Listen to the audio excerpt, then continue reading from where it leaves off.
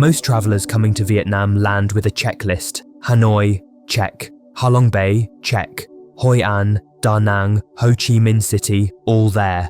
These spots are absolutely worth seeing, but they often feel more like stage sets than living, breathing places. Streets in the old quarter that once buzzed with daily life now host an endless parade of selfie sticks and overpriced egg coffee. The charm is still there, but it's buried beneath the noise. Here's the thing, Vietnam gets around 18 million tourists a year, but most of them don't make it past the Instagram greatest hits tour, so much of the country gets left unexplored, and that's where the most unforgettable parts are hiding. The Central Highlands. Not many travellers head to Kon Tum or Pleiku, but those who do discover a Vietnam that feels like it's still figuring out what tourism means.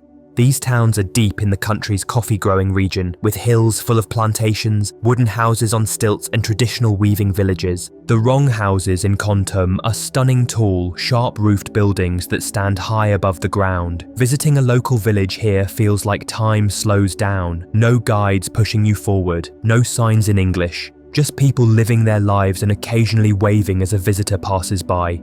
In Pleiku, some small villages still practice brocade weaving without an audience or performance. It's part of life, not a tourist attraction. Coffee lovers will find heaven here. Local joints serve rich, dark Vietnamese coffee for about 30 pence a cup. The taste is bold, strong, and somehow comforting. No branding, no filters, just the real deal, made the way it's been done for decades. Phu Luong Nature Reserve. A few hours southwest of Hanoi, Phu Luong remains one of Vietnam's most underrated gems. While places like Sapa attract crowds, Phu Luong offers similar terraced rice fields, mountain views, and remote homestays, but with far fewer people. Trekking here doesn't require advanced skills, just a willingness to explore. Most treks last 2 or 3 days, weaving through rice paddies, bamboo forests, and tiny villages. Golden langurs, an endangered species of monkey, live in these hills, and if lucky, they might make a quiet appearance. Staying in a stilt house in a village like My Hitch adds an entirely different layer to the trip.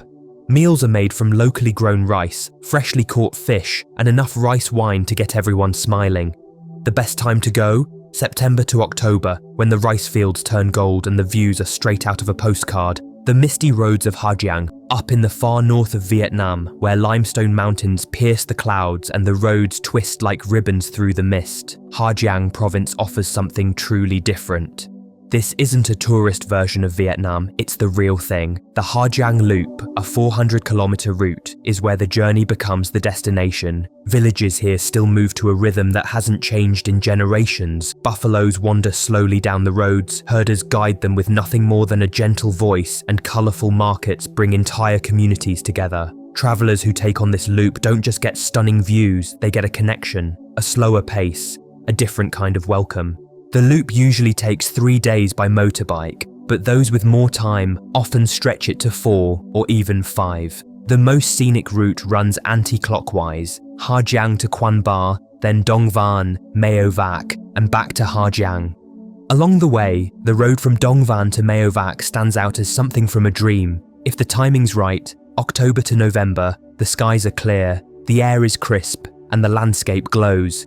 Ninh Binh. Many people call Ninh Binh Ha Long Bay on land, but that doesn't quite capture its magic. Yes, the same kind of dramatic limestone cliffs rise from the ground here, but instead of tourist boats, there are rice fields, winding rivers, and peaceful cycling routes. Tam Kok is the heart of Ninh Binh's beauty. Boat rides drift through quiet caves and between massive stone formations. But the real charm appears when the ride ends and the bike ride begins. Cycling through the countryside leads to unexpected finds like illuminated pagodas in Hoa Lu at sunset, empty and glowing, offering silence that's hard to find elsewhere.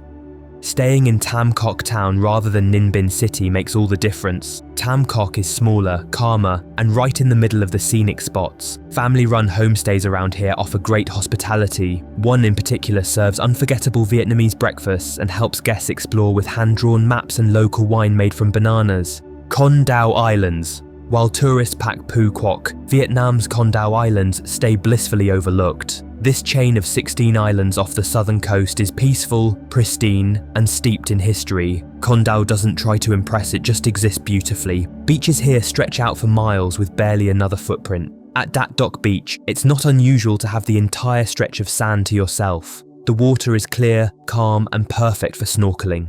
Coral reefs remain vibrant and healthy, offering one of the best underwater experiences in the country. Con Dao's past tells a different story. Once a prison colony during French rule, the islands now hold a solemn museum that documents those years in haunting detail. It's heavy, but it adds perspective and meaning to an otherwise blissful destination. Getting to Con Dao is straightforward. Flights from Ho Chi Minh City take about 50 minutes, and ferries run in around 2.5 hours. A motorbike rental is the best way to explore, and accommodation options are limited but consistently excellent. The Vietnam that stays with you. What makes these lesser-known places special isn't just their beauty, it's the way they stay with you, the way they challenge expectations, the way they invite travelers not to consume, but to connect. These are not polished destinations designed for entertainment, they're real living places. So if there's one takeaway from this journey through Vietnam's hidden side, it's this: the further you go from the script, the closer you get to the soul of the place. Would you trade the crowds for connection? If yes, then this is the Vietnam you've been looking for. What hidden places would you want to explore next? Drop your thoughts in the comments, and if this helped, don't forget to like and subscribe for more real travel stories.